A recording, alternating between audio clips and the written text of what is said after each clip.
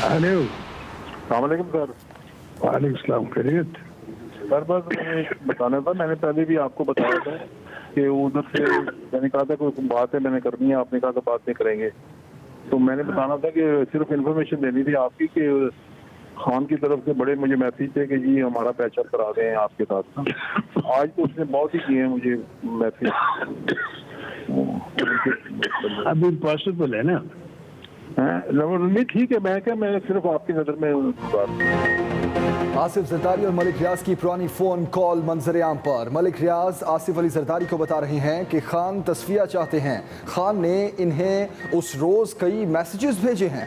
आसिफ जरदारी जवाब देते हैं कि अब ये नामुमकिन है। दोनों के दरमियान फोन पर गुफ्तगू इमरान खान के खिलाफ तहरीक अदम एतमाद से पहले हुई।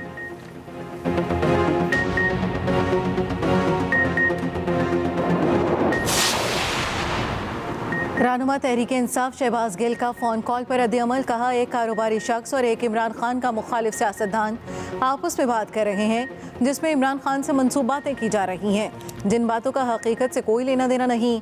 इमरान खान को किसी एनआरओ की ज़रूरत नहीं। ये तमाम लोग खान से एनआरओ मांगते रहे हैं, जो नहीं मिला। ये स्टोरी झूठ है।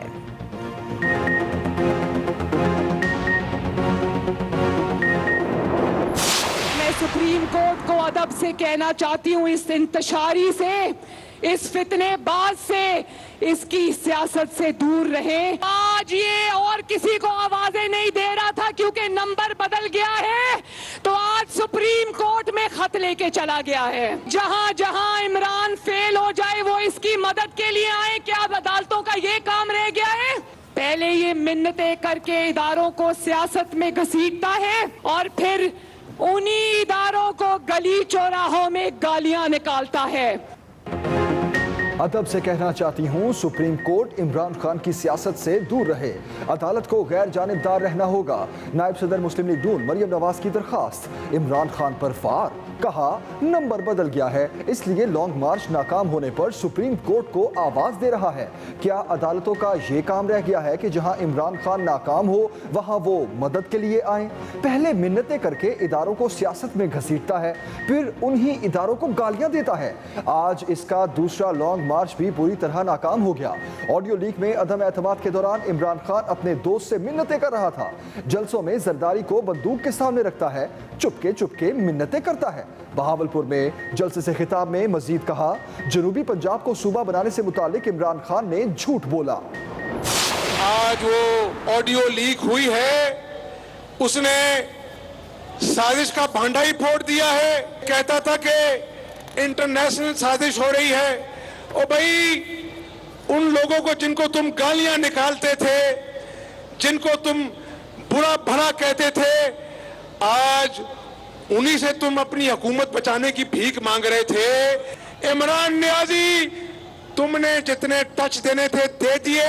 मेरी बात सुन लो, अगर 6 दिनों बाद तुमने दोबारा इंतशार फैलाने की जुर्रत की तो कहानी में एक टच बाकी रह गया है, वो जेल का टच है। तुम्हें जेल में फेंकेंगे। इमरान खान ऑडियो लीक में अपनी हुकूमत बचाने की भीख मांग रहा था। वज़ीर आला पंजाब हमजा शहबाज की इमरान खान पर कड़ी तनकीद।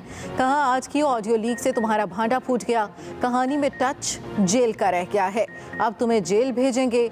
इमरान खान ने मुल्क में सिर्फ इंतशार फैलाया। इमरान न्याजी के लोगों ने इस्लामाबाद में ग्रीन बेल्ट को आग लगाई, एहलकारों पर तशद्दुद किया। अगर 6 रोज़ बाद निकलने की कोशिश की तो तुम्हें जेल भेज देंगे। वज़ीर आला पंजाब का बहावलपुर के लिए 24 स्पीडो बसें देने का ऐलान।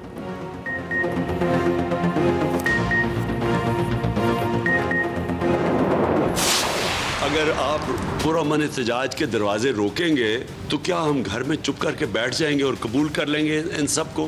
क्या हम भेड़ बकरी जो हम एक्सेप्ट कर देंगे इन चोरों को, इन अमेरिकनों के गुलामों को? क्या इस मुल्क के अंदर एक पुरअमन एहतजाज और एहतजाज भी इन चोरों के खिलाफ, क्या ये इस मुल्क में एक डेमोक्रेटिक पार्टी का हक है या नहीं है? सुप्रीम कोर्ट में हम जाएंगे पिटिशन लेके।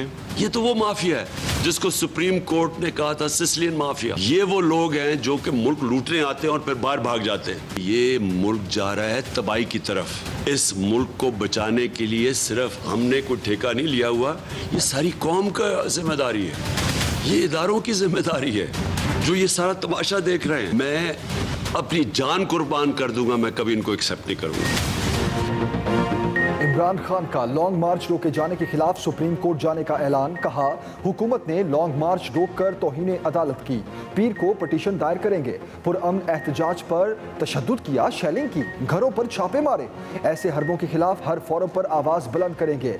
अदालत से पूछेंगे, क्या लॉन्ग मार्च में दोबारा पकड़ धकड़ होगी? ये अदलिया का भी इम्तिहान है। IG इस्लामाबाद CCPO DIG के खिलाफ मुकदमात कराएंगे। तशद्दुद में मुलविस एहलकारों की वीडियोस और तस्वीर सोशल मीडिया पर अपलोड करेंगे। अब की बार पूरी तैयारी के साथ इस्लामाबाद आएंगे। 6 दिन बाद ऐलान होगा कब रवाना होना है। चेयरमैन PTI की मुज़ाकरात के लिए मशरूत आमादगी। कहा, जब इलेक्शन के मामले पर बैठेंगे तो दूसरी चीजों पर मुज़ाकरात हो सकते हैं। ये भी कहा, मुल्क तबाह हो रहा है और इदारे तमाशा देख रहे हैं। मुल्क बचाना इदारों की भी जिम्मेदारी है। नैब और इंतखाबात तरमीमी बिल्स भी चैलेंज करने का ऐलान। लिखें तारीख इलेक्शन की अगस्त 2023। इलेक्शन की डेट को अपने दिमाग पर और अपने दिल पर चस्पा करें। मैं दोबारा दोहराती हूँ, मैंने आपको कल कहा था कि कान खोल के सुन लें कि इलेक्शन मौजूदा हुकूमत और उसकी तारीख इत्तेहादी देंगे अपनी आईनी मुद्दत पूरी होने के बाद। सरकारी अमलाक को आग लगाना कोई जमहूरी हक नहीं इमरान खान साहब, लेकिन अगर आप धावा बोलेंगे, अगर आप रियासत पर हमला करने की कोशिश करेंगे, अगर आप सरकारी अमलाक को जलाने की कोशिश करेंगे, तो फिर ये कोई जमहूरी हक नहीं है, इसका आपको कोई इजाज़त नहीं दी जाएगी। अगस्त 2023 हुकूमत ने इमरान खान को इलेक्शन की तारीख दे दी। वज़ीर इत्तलात मरियम औरंगज़ेब की वार्निंग। कहा, इमरान न्याजी दोबारा निकले तो जो अब हुआ उससे भी बदतर होगा। नालायक न्याजी को दोबारा लूट मार का ठेका नहीं दिया जा सकता। मुज़ाकरात के हवाले से भी जवाब दे दिया। कहा, जब हम मुज़ाकरात का कहते थे तब कहा जाता था NRO नहीं दूंगा। 20 लाख लोग लाने का दावा किया, 20,000 ही ले आते। न्याजी सुप्रीम कोर्ट को खुली धमकियां देते हैं। गोलियां और डंडे जमा करके एहतजाज करना कोई जमहूरी हक नहीं। इमरान खान ने सरकारी इमलाक को आग लगाने की पूरी तैयारी की थी, अब मातम करने TV पर आ गए।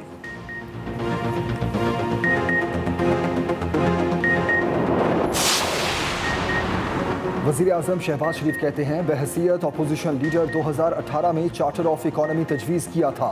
उस वक्त की हुकूमत ने तजवीज़ को दरगुजर कर दिया था। तमाम सियासी जमातों से चार्टर ऑफ इकॉनमी तजवीज़ पर मुशावरत का फैसला किया है। मुशावरत का मकसद तमाम जमातों को एतमाद में लेना है।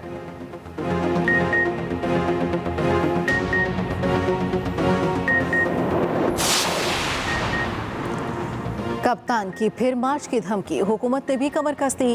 रियासत के रिट को हर मुमकिन बरकरार रखने का फैसला। आइंदा 6 रोज तक जुड़वा शहरों की security high alert. Punjab police की इजाफी नफरी को वापस जाने से रोक दिया गया। दोबारा मार्च की सूरत में पिंडी को 12 घंटे में सील कर दिया जाएगा।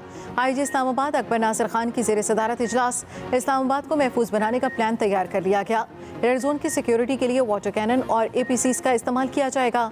तहरीक इंसाफ के कारकुनों के खिलाफ क्रैकडाउन और कंटेनर्स की पकड़ धकड़ भी शुरू कर दी जाएगी।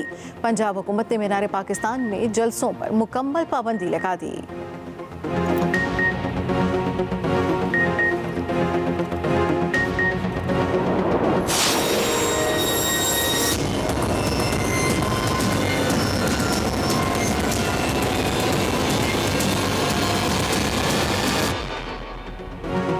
नया चेयरमैन नैब कौन? हुकूमती इत्तेहाद जस्टिस रिटायर्ड मकबूल बाकिर के नाम पर मुत्तफिक। नून लीग, पीपल्स पार्टी और दीगर इत्तेहादियों में नए चेयरमैन नैब की तकर्री पर मुशावरत। जराये के मुताबिक शहबाज शरीफ और आसिफ जरदारी की मुलाकात के बाद मकबूल बाकिर का नाम ज़ेरे गौर आया। अपोजिशन लीडर राजा रियाज को नाम पर एतराज़ ना हुआ तो आइंदा चेयरमैन नैब लगा दिया जाएगा। इससे पहले चेयरमैन नैब के लिए 5 नाम ज़ेरे गौर थे, जिनमें मकबूल बाकिर के अलावा जस्टिस रिटायर्ड दोस्त मोहम्मद, साबिक DGIB आफ्ताब सुल्तान, साबिक विफाकी सेक्रेटरी इखलाक तारड़ और साबिक अटॉर्नी जनरल इरफान कादिर शामिल थे। नाम पर इत्तफाक के बाद समरी सदर मुमलिकत को इरसाल कर दी जाएगी। मौजूदा चेयरमैन नैब जावेद इकबाल के ओहदे की मुद्दत 2 जून को खत्म हो जाएगी। सेटअप है जिसमें मकबूल बाकिर साहब बड़े ऑनरेबल आदमी हैं वैसे, और मुझे उम्मीद है कि वो ऐसे प्रोसेस के ज़रिए चेयरमैन नहीं लगेंगे जिसमें उनको पता है कि एक लोटे को डमी अपोजिशन लीडर बना के ये प्रोसेस लिया जा रहा है। सो जो भी ऑनरेबल आदमी होगा वो कोई इस प्रोसेस के ज़रिए नहीं आएगा और वो ये सोचेगा कि उसको एक बाकायदा सियासी एक ऐसे प्रोसेस के ज़रिए जिसको सियासी एतमाद हासिल हो, उस पर आएंगे। हर एक को पता है राजा रियाज जो है वो एक डमी अपोजिशन लीडर है, वो तो लोटो का एक चेयरमैन, लोटा एसोसिएशन के चेयरमैन की हैसियत से उसको आपने लीडर ऑफ अपोजिशन लगा दिया। तो मुझे उम्मीद यही है कि ये प्रोसेस आगे नहीं चलेगा। उम्मीद है मकबूल बाखिर चेयरमैन नैब नहीं बनना चाहेंगे। रहनुमा तहरीक इंसाफ फवाद चौधरी कहते हैं जस्टिस रिटायर्ड मकबूल बाखिर एक काबिल एहतराम इंसान हैं, वो इस मुतनाज़ा प्रोसेस का हिस्सा नहीं बनेंगे। राजा रियाज डमी अपोजिशन लीडर है, वो लोटा एसोसिएशन का चेयरमैन होने की वजह से अपोजिशन लीडर बने हैं। कोई भी शख्स जो काबिल एहतराम होगा तो वो इस प्रोसेस के ज़रिए नहीं आएगा। मुल्क में इस वक्त कोई हुकूमत नहीं, महंगाई का तूफ़ान आया हुआ है, मज़ीद तूफ़ान आने वाले दिनों में आएगा। इनकी पूरी तवज्जो अपने केसेस ख़त्म करने पर है। ये मज़ीद सियासी गलतियाँ करेंगे। इनकी पार्टी के अंदर से आवाज़ें उठना शुरू हो गईं, इलेक्शन कराएं।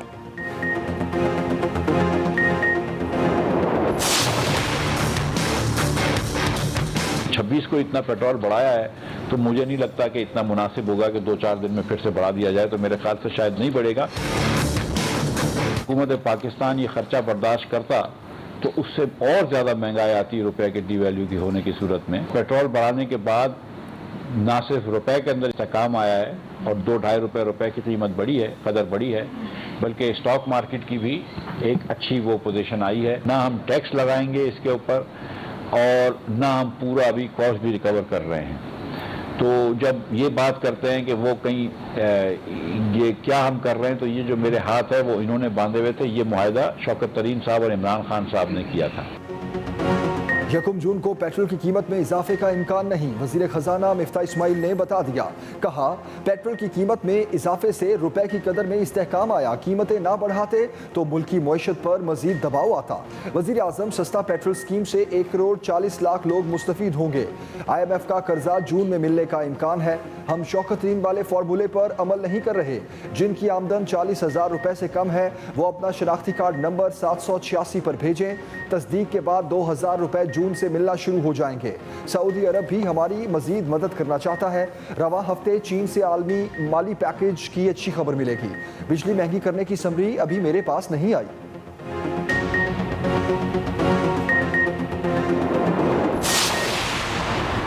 यूटिलिटी स्टोर्स पर आटा सस्ता, 10 किलो के थैले पर 90 रुपए और 20 किलो पर 180 रुपए की कमी।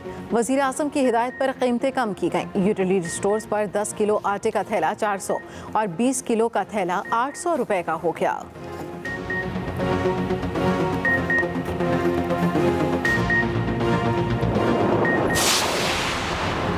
जजिस तकर्री का मामला, जस्टिस काजी फाइज ईसा का चीफ जस्टिस ऑफ पाकिस्तान को खत लिखा। जजिस तकर्री में सीनियरिटी, मेरिट और काबिलियत को देखना होता है, लेकिन सुप्रीम कोर्ट में chief justice Sindh High Court की जगह जूनियर जज को तैनात किया गया। साबिक चीफ जस्टिस साकिब निसार ने यह कहकर जूनियर जज लगाए कि सीनियर जजेस खुद नहीं आना चाहते। हाई कोर्ट के सीनियर जजेस ने साकिब निसार की बातों की तरदीद की। साबिक चीफ जस्टिस गुलजार अहमद ने भी chief justice Sindh High Court और सीनियर जजेस को नजरअंदाज किया।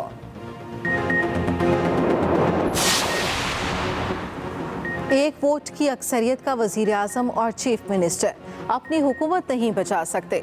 साबिक वजीर दाखिला शेख रशीद की कड़ी तनकीद, कहा आज गिरे या कल गिरे ये हुकूमत खत्म होकर रहेगी, इसे कोई नहीं बचा सकता, यह न करीब जेलों में जाएंगे। 2,000 रुपए महीने की खैरात झूठी मईशत को तबाह होने से नहीं बचा सकती।